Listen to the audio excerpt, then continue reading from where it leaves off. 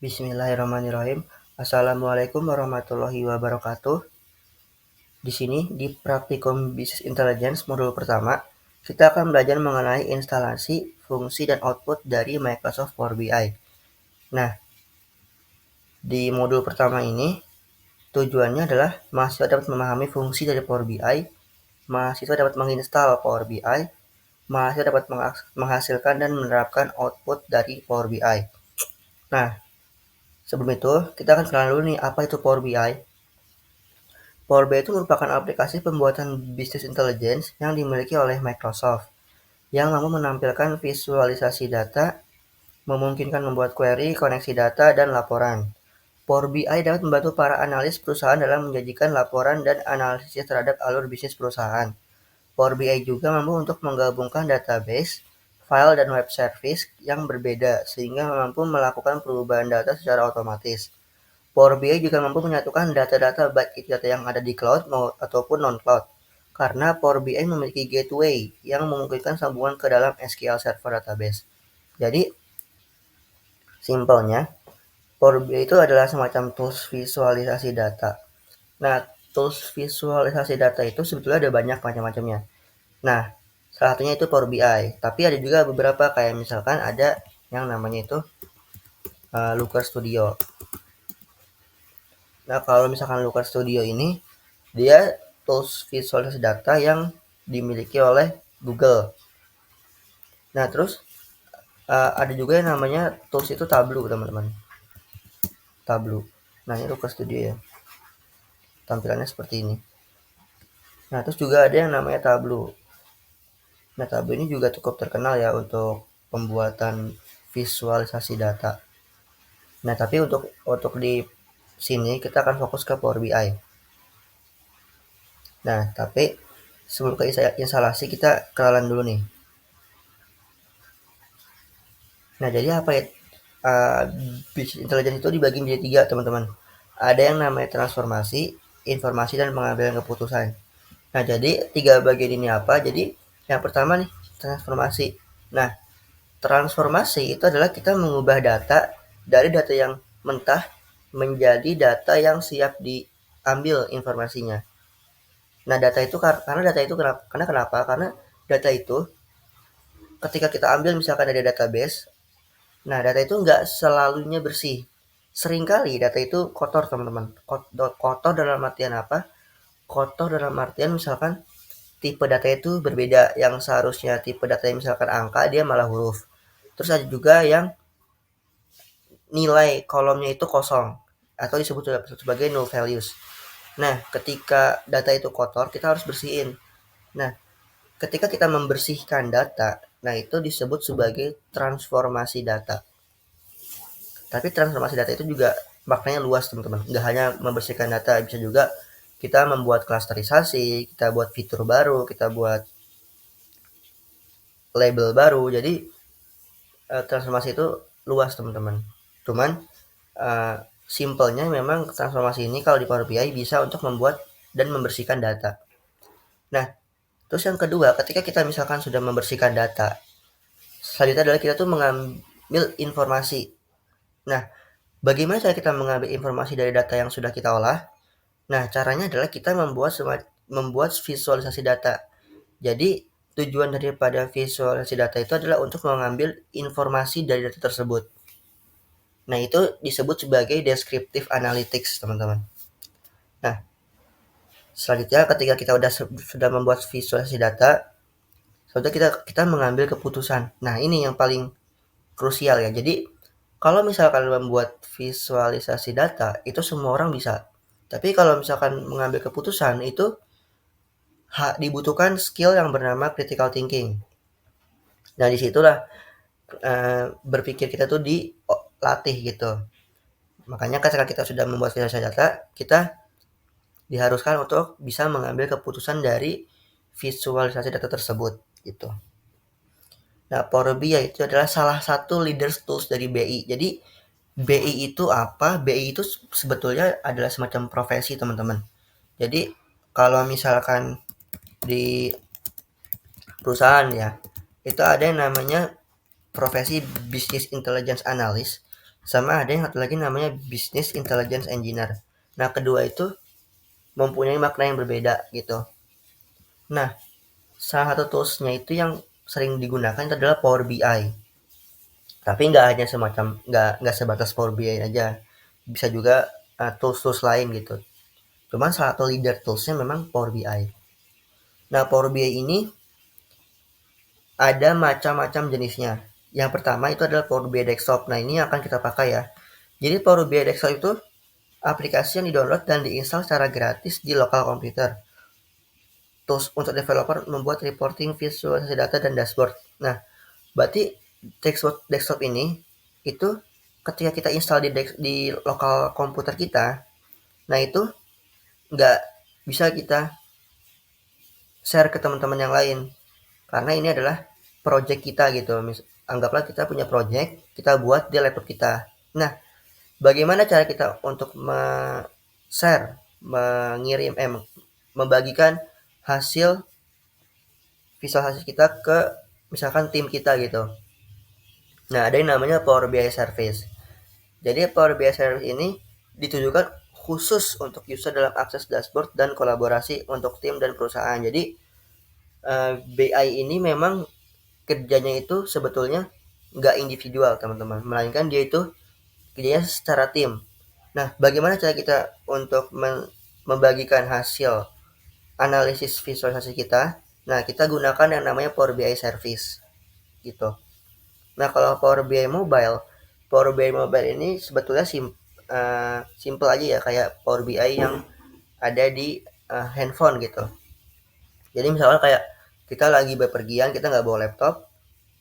Nah, bagaimana cara kita untuk melihat visualisasi tim kita? Nah, kita bisa pakai Power BI Mobile gitu. Nah, ini workflow-nya ya. Jadi misalkan kayak Power BI Desktop kita buat nih visualisasi dashboard di Power BI Desktop. Nah, setelah itu kita lempar dari Power BI Desktop ke Power BI Service untuk dibagikan ke tim kita. Nah, kalau misalkan kita lagi di luar, kita nggak bisa melihat, kita bisa lihat di Power BI Mobile. Kurang lebih seperti itu, teman-teman. Nah, selanjutnya kita bakal instalasi ya. Jadi, instalasi dari Power BI itu sebetulnya ada macam-macam. Ada yang pertama dia itu melalui website. Kalau misalkan melalui website, teman-teman masuk aja ke Chrome. Nah, habis itu search aja Power BI. Nah, nanti muncul tampilan seperti ini. Teman-teman pilih yang ini nih. Download Microsoft Power BI Desktop from official.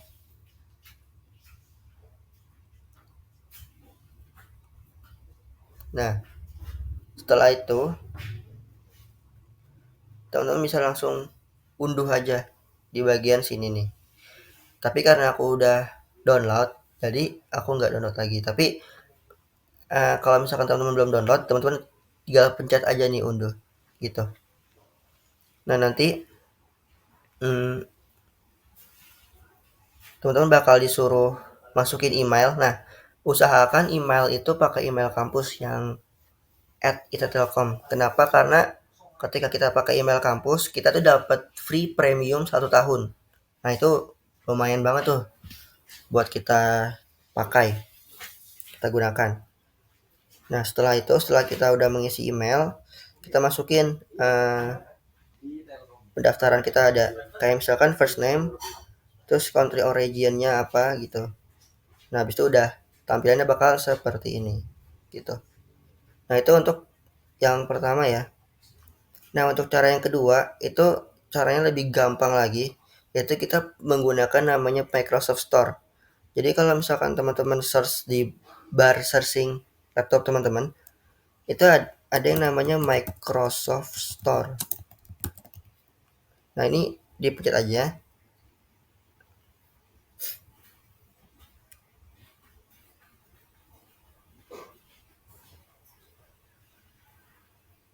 Nah, setelah itu search di barnya Power BI.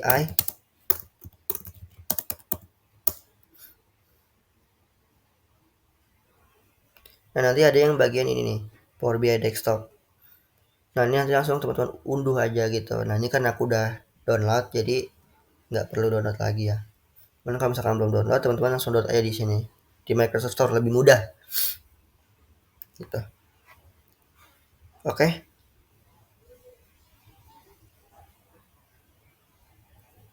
kita buka dulu ya Microsoft Power BI-nya.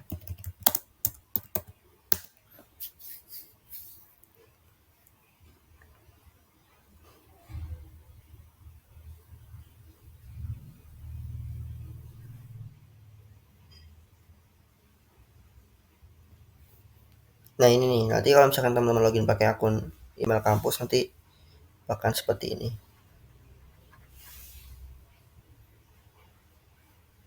gitu. Nah lanjut ya, kita lanjut.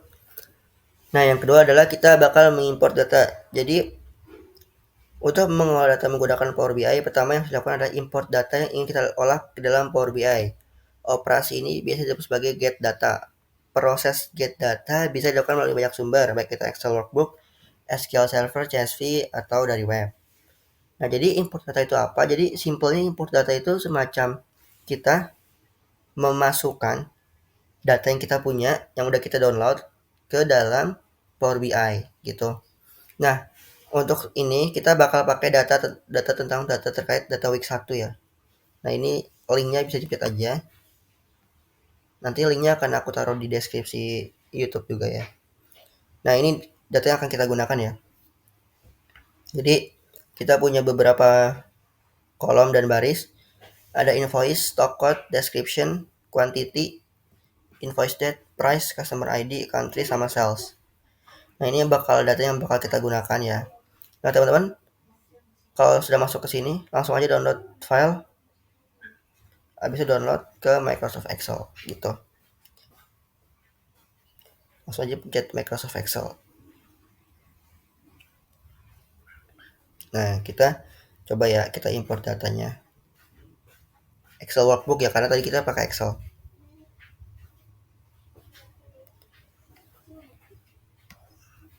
Data week 1. Nah,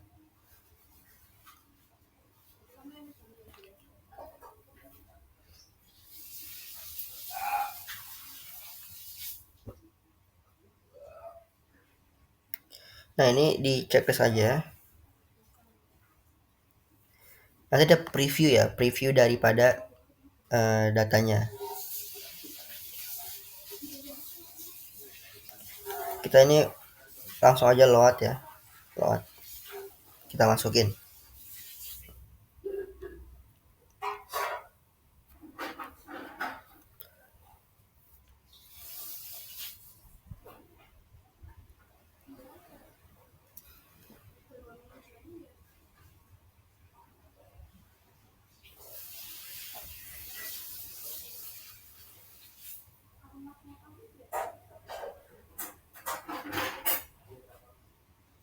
Nah, kalau misalkan udah masuk, itu nanti tampilannya bakal seperti ini nih. Ada sheet, terus ada beberapa kolomnya. Gitu. Nah, sebelum itu kita bakal kenalan dulu ya dengan beberapa icon-icon yang ada di Power BI ini. Yang pertama tuh ada home. Jadi home ini bisa digunakan buat kayak semacam get data. Kita ambil data baru. Terus habis itu juga ada transformasi data. Nanti kita bakal bersihin data juga. Ada quick measure. Kita bikin variabel baru berdasarkan perhitungan mathematics. Nah, habis itu ada juga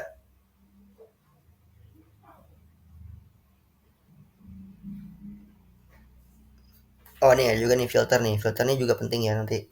Tapi di sini juga ada sih.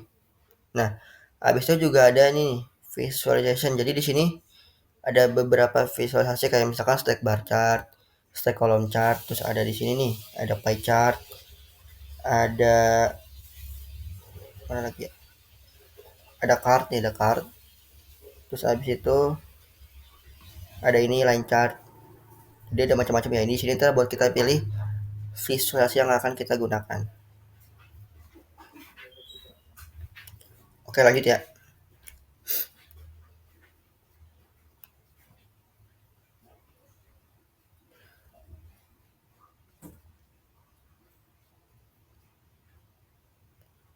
Oke, jadi yang pertama kita bakal disuruh membuat jumlah customer setiap negara ya. Nah, jadi untuk membuat jumlah customer setiap negara, yang pertama pilih bagian stack column chart. Habis itu klik nomor 1 panel, panel 2 untuk mengatur field, panel 3 untuk format visual ya.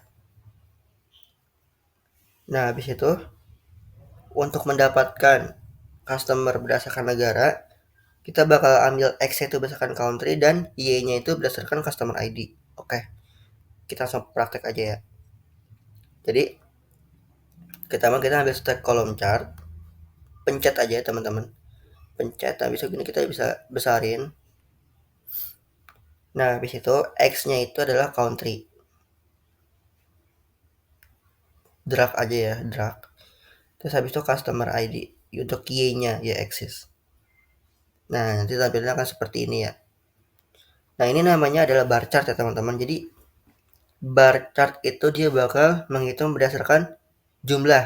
Semakin dia banyak jumlahnya, maka dia akan semakin tinggi. Gitu. Nah, bisa dilihat bahwa di sini ya, kita langsung ambil keputusan aja ya. Kita ambil kesimpulan bahwa dalam penjualan custom, dalam penjualan negara, penjualan di tiap negara, Australia itu memiliki penjualan tertinggi dibandingkan Kanada, Prancis, Jerman, United Kingdom. Nah, kenapa Australia itu bisa paling tinggi? Nah, ini yang perlu kita gali lebih jauh gitu. Nah, kenapa sih Australia itu bisa dapat penjualan tertinggi?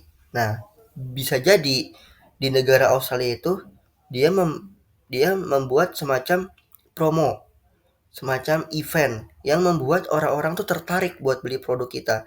Alhasil produk yang dijual di Australia itu jauh lebih banyak ketimbang negara-negara lainnya gitu. Itu mungkin ya.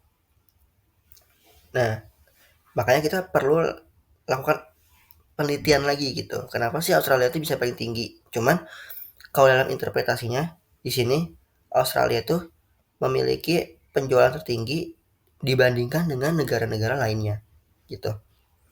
Itu untuk yang kasus pertama. Jadi seperti itu ya teman-teman.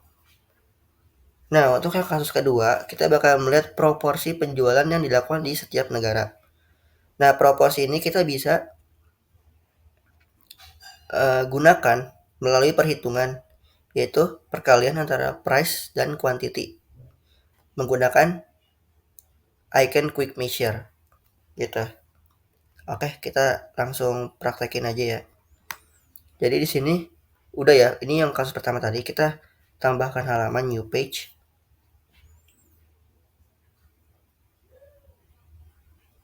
Nah, habis itu kita bakal disuruh menggunakan kita menggunakan pie chart ya. Pie chart base-nya yaitu persentase. Jadi kita pencet pie chart nih, pie chart, pencet. Jadi gedein aja. Nah, habis itu kita bakal pencet quick measure nih, quick measure. Kita bakal bikin variabel baru berdasarkan perkalian. Perkalian berarti multiplication. Perkalian antara apa? Perkalian antara price dengan quantity. Nah, ini add aja ya. Nah, jadi nanti bakal muncul seperti ini. Sum of price multiplication sum of quantity. Ini ya. Oke.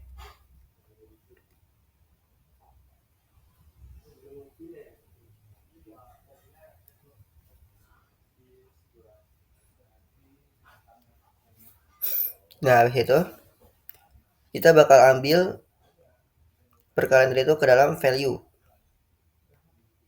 Nah, legendnya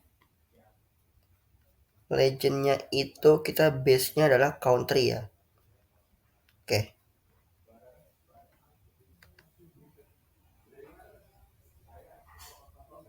Nah,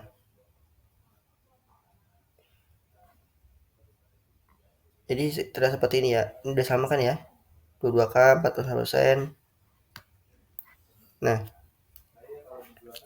ini adalah pie chart ya. Jadi dia diagram pie, dia membentuk seperti kue pie. Nah, pie chart ini itu digunakan untuk melihat persentase dari suatu variabel.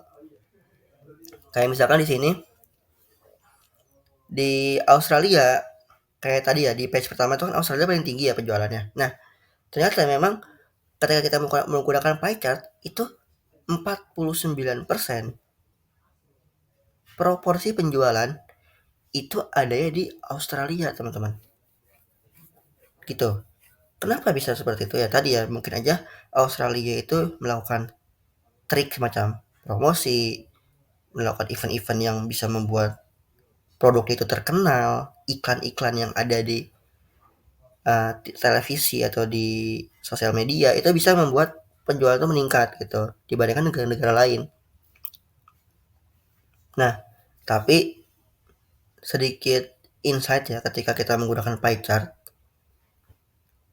Salah satu pertimbangan yang harus digunakan ketika kita menggunakan pie chart adalah keterbatasan kolom.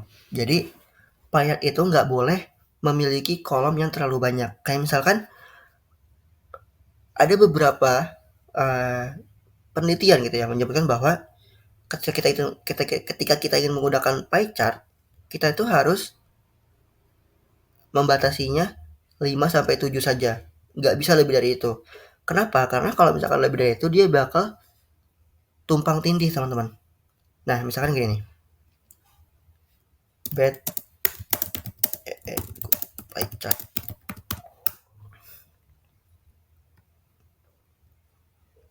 Nah, di sini nih.